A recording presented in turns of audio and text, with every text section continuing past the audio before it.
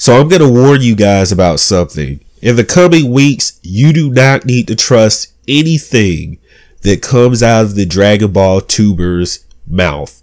Any Dragon Ball tuber, especially the Dragon Ball tubers that got flown out to see Dragon Ball Super Broly, you do not need to trust anything that they say concerning Dragon Ball Super Broly. And I'm going to go over those reasons in this video, but I'm going to explain something as to why you don't need to trust people like Geekdom, Miss DBZ Babe, anyone that has been flown out to see that movie, anyone that Bandai or Funimation or anything like that, anyone that has been flown out to see that movie at premieres, you do not need to put any stock into what they are going to say to you in the coming weeks. So, let me explain their situation before I get into it. When you are a influencer, when you have a certain social media following, companies will come to you. They will give you certain perks, certain privileges that the normal community does not have access to.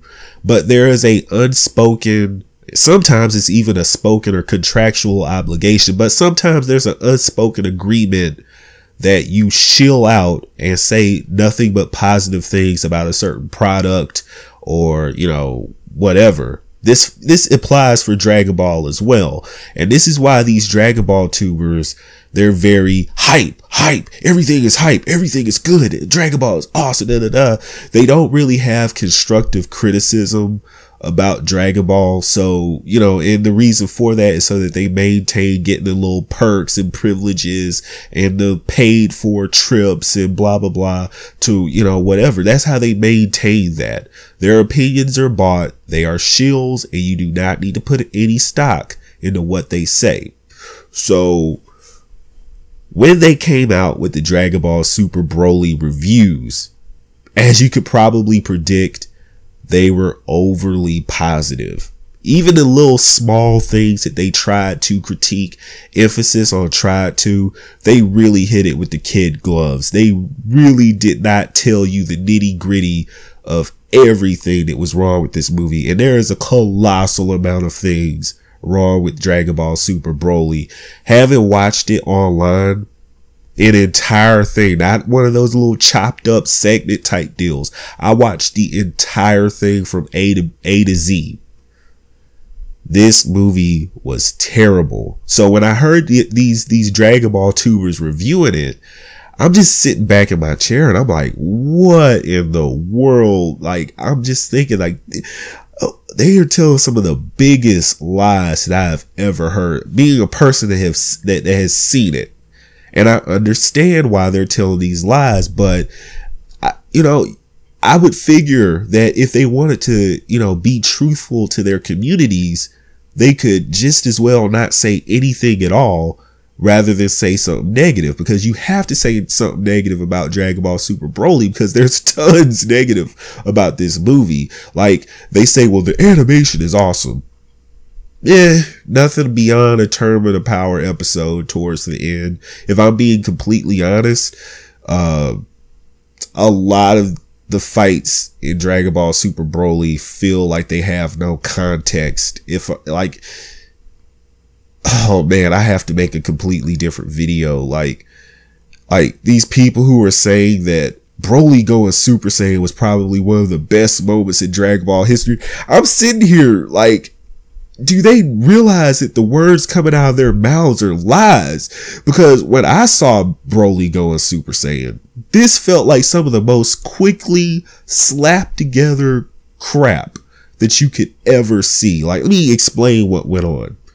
And it happens so fast. There's no build up, no anything. But let me explain. Frieza notices that Broly and Goku are pretty much evenly matched, and Broly is, not gaining the upper hand. So he gets impatient. He just has like a quick little 2-second flashback to what he did to Krillin and how Goku reacted. And in a split second, he just death beams Paragus, and Paragus dies. That literally all transpires in about 5 seconds.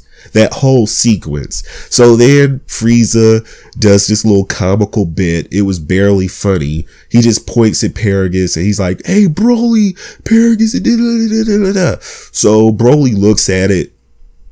He clutches his head for like 2 seconds and then he goes Super Saiyan. That's literally all there is to it. There's not really an emotional, oh, that's my dad type thing. Like, you really expect, like, this is nowhere near the original Super Saiyan transformation of Goku. Nowhere near it. It's not nowhere near the quality of Trunks going Super Saiyan when Future Gohan died. Nowhere near Vegeta. Like, this was probably almost one of the worst Super Saiyan transformations ever. Not based upon animation, but based upon poor build up, the quickness that it happened with. Like, if you expected a really emotional moment with Broly going Super Saiyan, stay at home. Stay at home. Like, there's no real build up whatsoever. Now, is it the worst Super Saiyan transformation? No, because there's Kale and Caulifla in that little filler situation that they had, but definitely nothing to write home about. But of course, if you watch some of these Dragon Ball tubers reviews of it, they act like it's this really emotional, pumped up moment. No, it is not. Like, they are really just, for lack of better phrasing, they are really stroking this movie. Like, they are really bending over backwards to give this movie a overly glowing review that it does not deserve. This movie pretty much has no story. Like, yes, you see the little Frieza and Saiyan's interaction, but for people who said that Broly had developed in this movie, that's a lie. Like, that is one of the biggest lies that came out of the Dragon Ball tuber's mouth, because honestly, if you compare old Broly to this new Broly, if I had to be just completely, the best way I can describe it is that this new Broly is basically base form Broly for movie 10, but all the time. Because when he goes Super Saiyan, besides his fight scenes, he has no character. Literally, he doesn't talk at all. When he goes Super Saiyan, he says nothing but battle grunts. He, like, oh my, it felt like I would be pissed off if I went to pay for this movie and this was what I got, because Broly, you're not going to get any lines for Broly in Super Saiyan. You're not going to get any lines for Broly in other parts of this movie as far as his, beyond the Super Saiyan point. People who act like he had a better character just because he talked a little bit to Chile and the other little orange dude, that's not character. That's not anything. That's just interaction. I don't know if these people have their terms mixed up. He has more interactions in this movie, but as far as a character build, he has no character. Erase that thought from your mind. Broly has no character in this movie. He is just a fighter. Like, that's, he's not, I would not even call him the focal point of this movie. He is barely, besides being in the title of the movie, he barely takes center stage in this movie. Oh boy. But let me get to the other big lie that these Dragon Ball tubers who got flown out, expenses paid, everything done up, the lie that they told you about Gogeta versus Broly. This fight was terrible for a lot of reasons. First of all, there is no fight. Broly just basically tanks all of what Gogeta does. It's hurting him. But considering that this is the fusion of Goku and Vegeta, and they've gone blue, the fact that Broly is able to survive all of these attacks, it kind of makes Gogeta look weak in a way. But at the same time, Broly gets no offense whatsoever after Gogeta shows up. This is how bad it was. So people who are acting like, oh, Broly, when he goes Super Saiyan full power, oh, this is going to be the clash of the Titan. No. Let me cut you off right there. No. Super Saiyan Broly versus Gogeta was terrible. And the reason I say Super Saiyan is because this is another lie that they told with this movie. There's no Super Saiyan full power. Let me explain.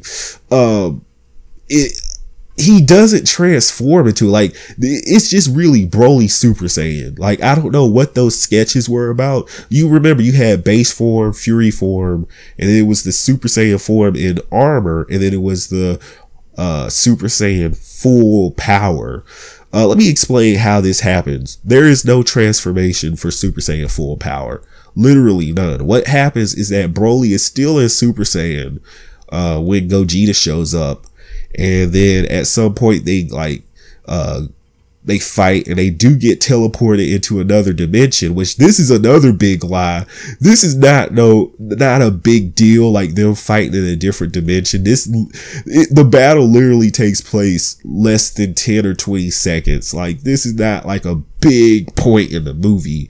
This is just like, it sort of just happens, and it's not really a huge deal.